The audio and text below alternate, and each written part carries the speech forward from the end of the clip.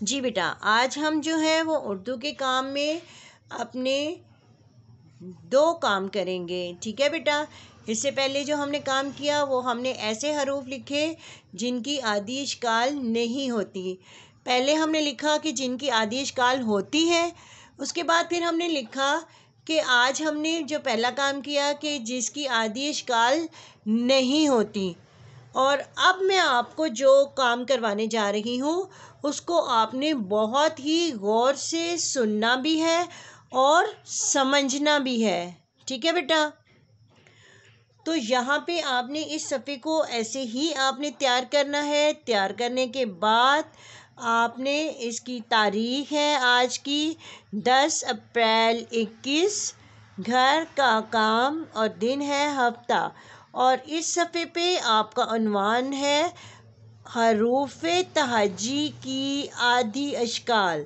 अब ये कौन सी हरूफ तहजी की आदि अश्काल हो गई हैं, वो तो हम कर चुके हैं।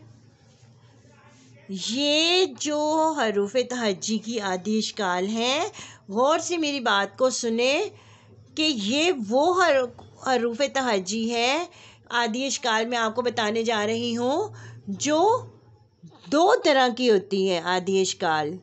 ठीक है बेटा, 2 तरह की आदि इश्काल होती हैं। कितनी तरह की होती हैं? 2 तरह की होती हैं। कितनी तरह की होती हैं? 2 तरह की।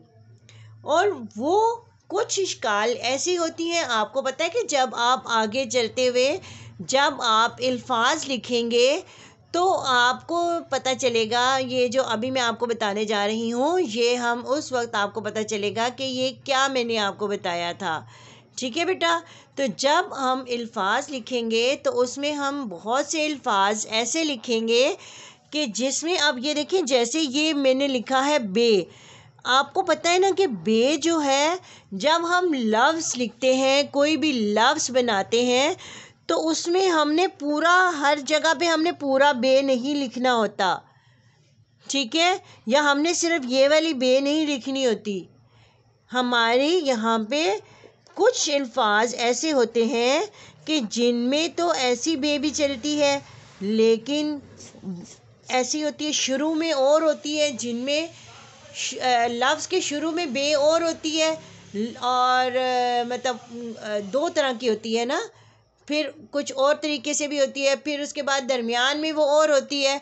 और याद रखें कि हर हर्फ जो है वो किसी भी लफ्ज़ के आखिर में जब आता है तो पूरी हरूफ तहजी में एक हर्फ की बजाय एक हर्फ ऐसा है जो आखिर में बदल जाता है, लेकिन बाकी जितनी भी हरूफ तहजी है वो आखिर में हमेशा पूरा हर्फ लिखा जाता है। ठीक है बेटा। तो ये मेरी बात आपने गौर से सुननी भी है और याद भी रखनी है। तो यहाँ पे आज मैं आपको कुछ हरूफ ऐसे बता रही हूँ जिनकी जो लफ्ज़ के शुरू में जिनकी शक्ल जो है वो 2 तरह की होती है। ठीक है बेटा। तो यहाँ पे ये देखिए, ये है बे का ख़ानदान है, बे, पे, ते, टे, से। ठीक है। तो ये वो हरूफ हैं कि जिनकी शक्ल जो है वो 2 तरह की होती है। ठीक है बेटा। जैसे ये बे का पूरा ख़ानदान और एक हर्फ जो है वो है नून। ये जो है ये हरूफ ऐसे हैं कि जो हमेशा याद रखें कि ये जो है वो एक होते हैं। इनकी जो है वो शक्ल जो होती है वो 2 तरह से होती है। और इसके बाद एक और यहाँ पे देखिए, मैं आपको बताती हूँ कैसे होगा। ये देखिए, थोड़ा करीब करती हूँ, आपको नज़र आएगा। अब आपने इस सफ़े को ऐसे ही आपने तैयार करना है। आपने 3 तरह के कॉलम बनाने हैं। उसमें एक कॉलम आप बनाएंगे, उसमें आप लिखेंगे हर्फ, वो हर्फ आप पूरे लिखेंगे ये वाले। उसके बाद आपने कॉलम बनाना है कि लफ्ज़ के शुरू में कैसी शक्ल होती है इसकी।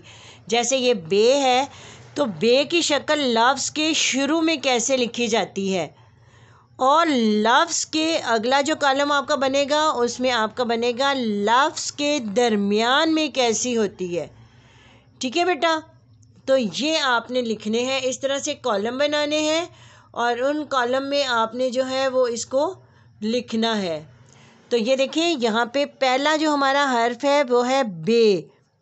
तो बे आपको पता है कि दो तरह की होती है। एक बे तो वो जो मैं आपको पहले सिखा चुकी हूँ, ये देखिए ये बे मैंने आपको सिखा दी थी ना पहले, ये वही बे है। ठीक है।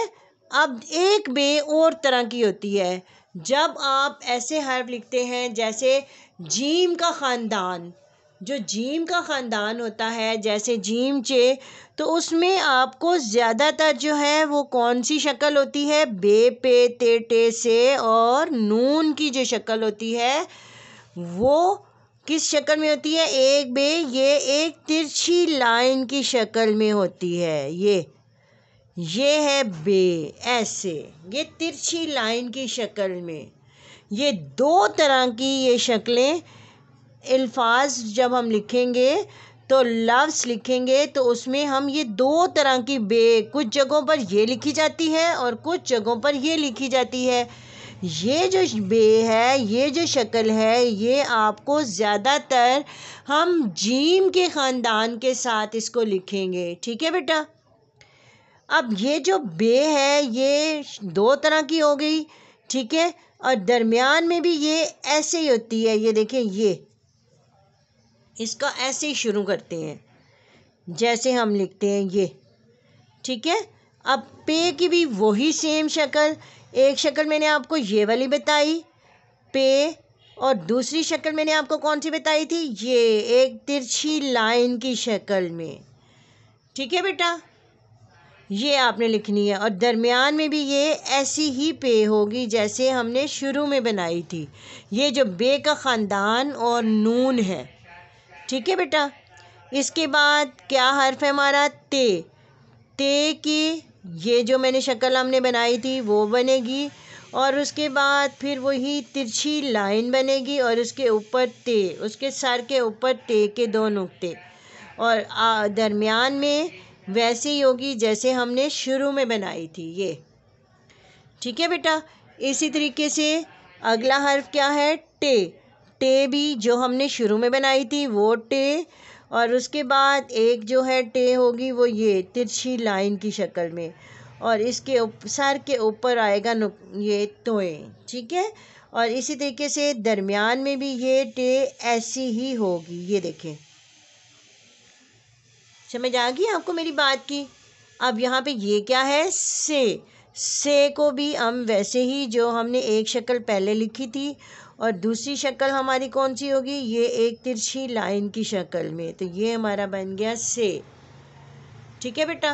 और आखिर दरमियान में भी ये टे से जो है वो ऐसी ही होगी जैसे हमने शुरू में लिखी थी। अच्छा, इसके बाद क्या है, नून। नून, बे का ख़ानदान और नून, ये जो है 1 2 3 4 5 6, इन 6 इश्काल को आपने हमेशा याद रखना है कि ये दो तरह की होती है। एक नून ऐसा ही जैसा हमने ऊपर बे पे लिखा था ऐसे ही, बस इसके ऊपर एक नुक्ता आ जाएगा, एक नुक्ते वाला नून हो जाएगा। ठीक है। और एक ये तिरछी लाइन की शक्ल में नून आएगा, ये। ठीक है बेटा। अब इसके बाद वही नून जैसे ऊपर हमने बे की शक्ल बनाई थी ऐसे ही ये शुरू में आया था, ऐसे ही ये दरमियान में भी आता है। ठीक है बेटा। अच्छा, इसके अलावा आपको पीछे मैंने एक चीज़ बताई थी कि जो ये होता है बड़ी ये, जो बड़ी ये होती है वो भी याद रखें। ये जो बड़ी ये है, ये बड़ी ये जो है इसकी भी आधी शक्ल ऐसी होती है, लेकिन ये एक ही होती है। इस बड़ी ये, इनकी शक्लें जो है ना, जो शुरू की शक्ल होती है वो इसमें ये की शक्ल भी ऐसी ही होती है, लेकिन ये जो ये है ये इस तिरछी लाइन में नहीं होता। ठीक है बेटा। ये सिर्फ शुरू में तो ऐसा होता है, शुरू में ऐसा होता है, और एक ये दरमियान में भी ऐसे ही होता है, ऐसे। लेकिन इसकी ये शक्ल नहीं बनती तिरछी लाइन की। तिरछी लाइन वाली शक्ल जो है वो सिर्फ बे का ख़ानदान और नून, इनकी सिर्फ बनती है यहाँ तक। ये देखें, ऐसे। ठीक है, अब आपको समझ आ गई मेरी बात की। तो अब आपने इसकी मश्क जो है वो बार बार, कम से कम आपने 2 से या 4 से 5 मरतबा अपने, पहले तो आपने इसको नीट काम करना है घर के काम के तौर पे। उसके बाद जो हमने स्कूल में आपका मंडे को आपका बैग आएगा चेकिंग के लिए, तो मंडे को आपका ये काम होना चाहिए। तो पहले आपने ये होमवर्क करना है। होमवर्क करने के बाद आपने अपने रफ़ रजिस्टर पे इसकी 5 मरतबा आपने इसको लिखना है, 5 मरतबा आपने इसकी मश्क करनी है। ठीक है बेटा, इसके साथ ही हमारी आज की इस क्लास का वक्त ख़त्म होता है। अल्लाह हाफिज़।